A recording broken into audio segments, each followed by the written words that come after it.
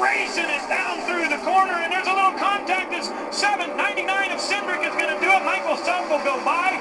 4 or 5 cars going to go in, and there's his teammate. The number 22 is sideways, and it looks like Snider is going to spin. Or Majeski does an amazing job getting by. As does, Gus Dean made it through there, but it looks like the 10 and the 6 made contact, and that puts Weatherman hard in to that number 22 of Myatt Snider. A lot of damage for Kyle Weatherman. Man, that's a couple hard hits right there. We can see Myatt moving around in that car. You see him taking the steering wheel off and his gloves. There he is. Heavy damage to the left front of that Louisiana hot sauce race car. Here's the 99 of Cindric on pit road.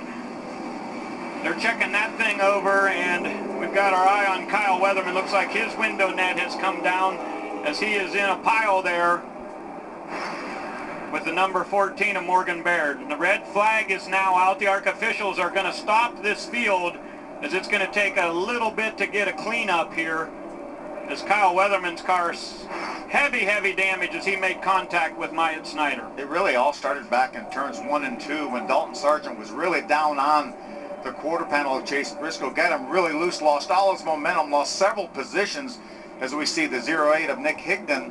And when they got down to turn 3, it looked like it may have been some debris on his tires or something, Chris. It just looked like he didn't really have a handle on his car. Yeah, it really just snowballed all the way from the exit of turn 2. And by the time we got to turn 3, we were 3 wide, and there just wasn't room for it. And you know, when you lose the air on the side of the car, there's just nothing you can do. And the 22 tried really hard to stay off his teammate and pretty much had it saved. But the problem is when everybody else is trying to get checked up, there's just not enough time to wall him back down. And it looked like those front 2 cars stalled out so much that everybody still had momentum from the restart, and they got in there and they were 4 or 5 wide. Yeah, not only does it take the air off the side of the car when you really tuck down on somebody, but it puts a tremendous amount of drag on both of you, and it slows you both way down. Kyle Weatherman limping out of his Crosley number 10. There's Myatt Snider being able to get out of his car number 22. He's going to walk away on his own power. Looks like he's okay. That's really great news because both of these guys had a very hard lick.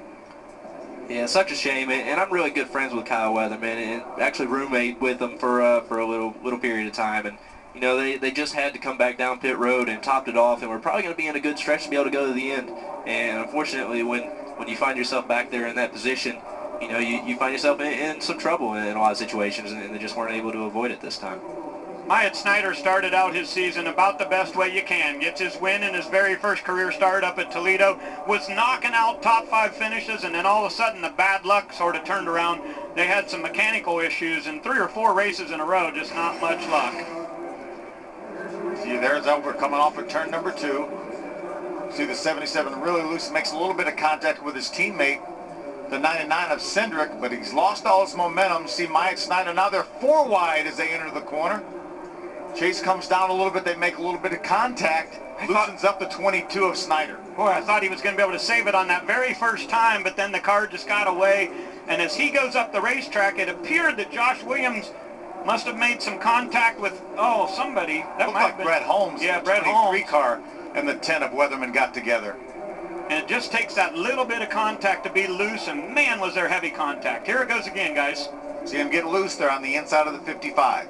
And when it happens, it just bottles up the whole field behind him. And you see the 32 has to lift so much, and when you go 4 wide in the corner, and I don't think the 77 even knew that they were going to be in that position. He's looking to his outside right now.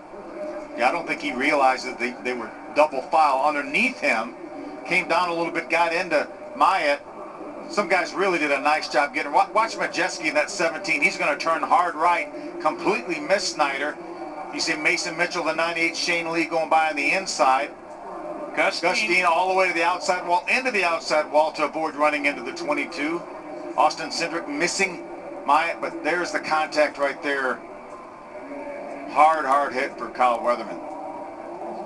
So Brett Holmes, there's Josh Williams. He comes rolling through on that initial shot going so fast. I thought he was right behind Weatherman, but he was able to miss that completely. But boy, heavy damage in every corner for car number 10. We're certainly thinking about Kyle Weatherman as he limped away from his race car to go to the ambulance. Here it is in real time. It's amazing the speeds these cars get here. Majeski gets by, Gustine gets by, and hard contact for Kyle Weatherman. Morgan Baird slides in there along with Nick Higdon, and all those guys get a little bit of damage from the aftermath of this crash between car 10 and 22.